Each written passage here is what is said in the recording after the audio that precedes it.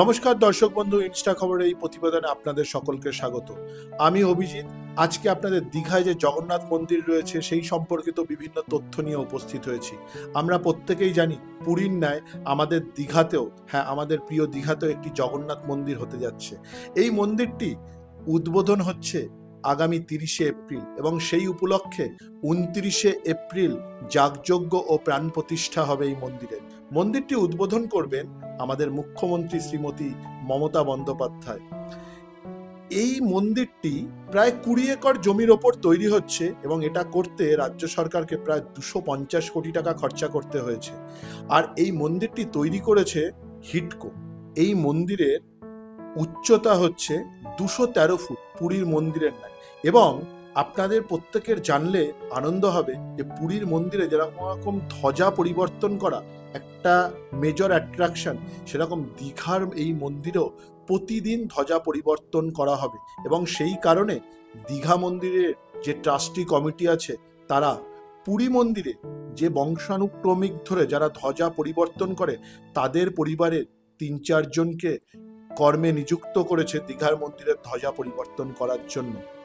এছাড়া পুরীর মন্দিরে যেমন রথের সময় প্রচুর ভিড় হয়, সেরকম দীঘার এই জগন্নাথ মন্দির থেকেও রথযাত্রার ব্যবস্থা করা হবে। এই 2025 সালেই প্রথম রথযাত্রা হবে এবং সেখানে মুখ্যমন্ত্রী মমতা বন্দ্যোপাধ্যায় উপস্থিত থাকবেন। দীঘার এই জগন্নাথ মন্দিরটি পরিচালনা করবে মন্দিরের ট্রাস্টি কমিটি।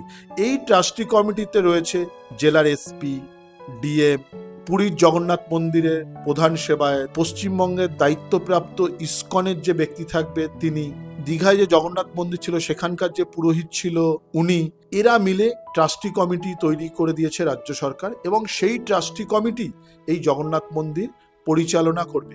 এছাড়া এই জগন্নাথ মন্দির হওয়ার ফলে এখানে প্রচুর কর্মসংস্থান হবে। বিভিন্ন সেলফ হেল্প গ্রুপের যে মহিলারা আছেন তারাও ব্যাপকভাবে নিযুক্ত হবেন এই মন্দিরকে পরিচালনা করার জন্য। এছাড়াও এই মন্দির শুরু হয়ে গেলে আশা করা যাচ্ছে দীঘা অর্থনৈতিকভাবে আরো ঘুরে দাঁড়াবে।